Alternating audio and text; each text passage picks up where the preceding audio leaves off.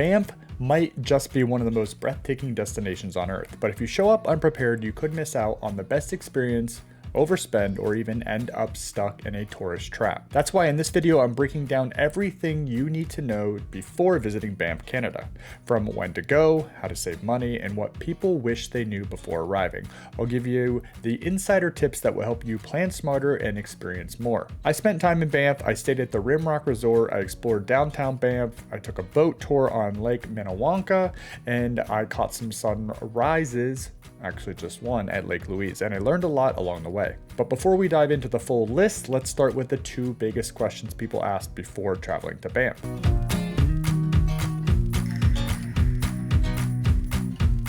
So the first one is when to go. So Banff is a year-round destination, but timing certainly matters. Each season offers a completely different experience. So best times to visit.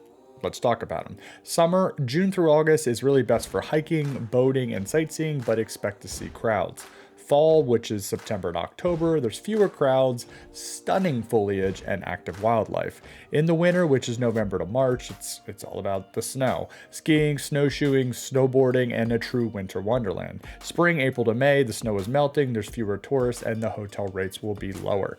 So pro tip here, if you want fewer crowds but still good weather, visit in late September or early October. So when I went, it was early September. I would say the crowds were pretty reasonable and the weather was incredible. Number two, how many days do you need in Banff? So why it matters, Banff has so much to do that the trip length can make a big difference in your experience. So here's some recommendations on how long you should end up wanting to stay in Banff. So 3 days, you can see the highlights, Lake Louise, downtown Banff, a gondola ride, and a short hike. In 5 to 7 days, it allows time for deeper exploration, like maybe boat tours, longer hikes, and day trips to possibly Jasper. If you plan on going longer to that in a 10+ day range, this is perfect for full immersion skiing and visiting multiple national parks. So if your time is limited, prioritize early mornings for key attractions like Lake Louise to avoid the crowds. I hit Lake Louise, which we'll talk about a little bit later. I heard it really early in the morning and saw the sunrise. And the crowds were great until the sun came up.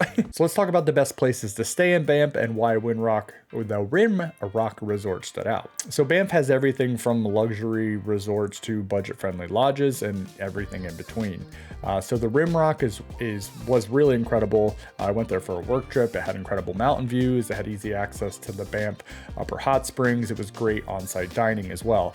Along with easy access to downtown, there was a shuttle that ran back and forth. You could rent e-bikes, you could do a little bit of everything. So if you want to stay closer to downtown Banff, look for hotels along Banff Avenue for a more walkable experience. If you'd like to stay away, you could stay at the Fairmont or you could stay at the Rimrock Resort. Fairmont, I believe, is a bit more expensive. It looks like a castle, and the Rimrock is a little bit farther up the mountain, and it's kind of on a mountainside. Number 4, downtown Banff is more than just a tourist hub. While it's certainly touristy, downtown Banff has some great dining, shopping, and certainly local experiences. Actually, speaking of that, I found a pretty awesome Irish pub that was downtown. So best things to do in downtown Banff, you can grab a coffee at Wildflower Bakery, you can shop for Canadian-made souvenirs. I got this hat. You can dine at the Sky Bistro for amazing mountain views, and you can also visit downtown in the morning to avoid peak crowds in the afternoon or the peak crowds that come in the afternoon or evening. Number 5, the sunrise at Lake Louise is a must-see. So the colors at sunrise are pretty unbeatable, and you'll avoid the massive daytime crowds. Couldn't agree more. Ended up showing up here in the dark. I have a full vlog on that as well on the channel on how to do it, how to get there, parking, all that kind of stuff. It was pitch black, there's no lights, so as you find the center place in the lake, everybody starts crowding around you. So arrive at least 30 to 45 minutes before sunrise to get a prime viewing spot. I think we were there over an hour beforehand. Bring a warm jacket, it's colder than you think, even in the summer. Yeah, didn't bring warm enough clothes. I was freezing. Parking fills up early, so get there before 6 a.m. or take a shuttle 100%. By 8 a.m., the parking lot was completely full and they shut it off. So after sunrise, you can grab breakfast at the Fairmont Chateau Lake Louise for a scenic start to your day. So the Fairmont Chateau is literally right next to the lake, and when you're looking at the lake, it'd be directly behind you. Number 6, taking a boat tour on Lake Minnewanka. So it's one of the best ways to see Banff from a different perspective. Couldn't agree more. Tours run from May to early October. Learn about the lake's history, including the submerged village beneath the water. Great chances to spot wildlife along the shoreline. And if you book in the evening cruise, you can have a more quieter and more peaceful experience. So this was really cool. I really liked Lake Minnewanka.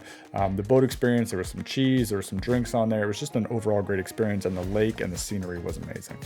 Number 7, you need a parks pass to visit Banff National Park. So Banff National Park requires a pass for entry, and many first-time visitors don't realize this. So how do you get them? You can buy them online in advance to skip the lines. Day passes or annual passes are available. Worth it visiting multiple parks if you're going to look at the annual passes. And pro tip here, if you're staying for more than 7 days, the Discovery Pass saves you money. Number 8 here, the weather changes fast. You need to pack smart. Couldn't agree more. I did not pack smart enough for this trip. I don't even think I brought a full jacket. I had more of a sweatshirt. It was a really stupid move. Why it matters, Banff's weather can shift from sunny to snowing in the same day. Yep. Layers, base layers, fleece, waterproof shell, good hiking shoes, even if you're just exploring town. I totally agree with this because when the weather switches, even if you're in sneakers and you're downtown and you got to run through puddles and things, your feet can get cold very quickly. Sunscreen, even in winter, UV exposure is strong at high elevations.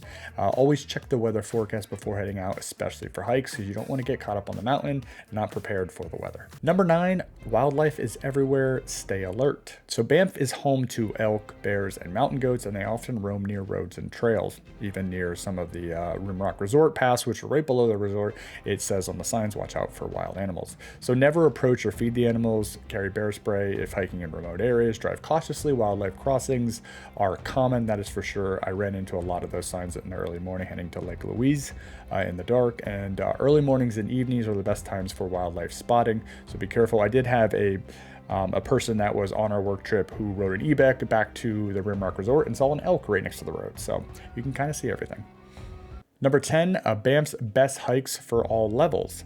So you don't have to be an expert hiker to enjoy Banff's trails. There's top hikes by difficulty. Easy, Tunnel Mountain. It's great views close to town. The moderate is Johnston Canyon, waterfalls and a boardwalk trail. Challenging is the Plain of Six Glaciers, incredible scenery near Lake Louise. Pro tip here, bring a refillable water bottle. You should always carry one with you. And Banff's glacier-fed water is some of the best in the world. Did not get to try the water. Should have.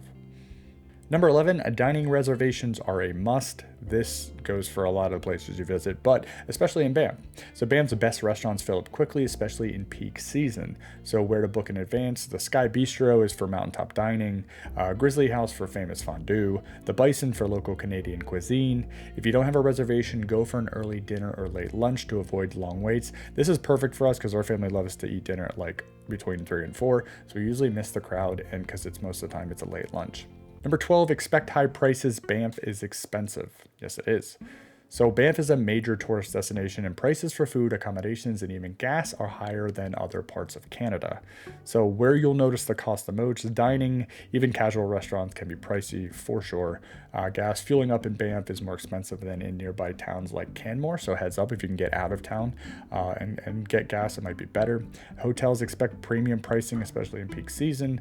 If you're on a budget, buy snacks and groceries in Canmore or Calgary before arriving. Booking accommodations early and looking for off-season deals can also help you save money. Number 13, cell service can be spotty, so download maps offline. So while Banff and Banff Downtown has decent cell service in town, coverage drops off quickly in remote areas, especially in the mountains and on hiking trails. So how you should prep for this is download Google Maps offline for Banff National Park before you arrive. Use apps like All Trails for hiking maps that work without service, and be prepared to go without Wi-Fi in some areas. I know. That's terrifying. If you rely on GPS, make sure to have a power bank for your phone. It's easy to drain your battery when navigating in low signal areas. That is so true. I've ran into plenty of times where my roaming phone completely dies very quickly just because it's trying to find a signal constantly.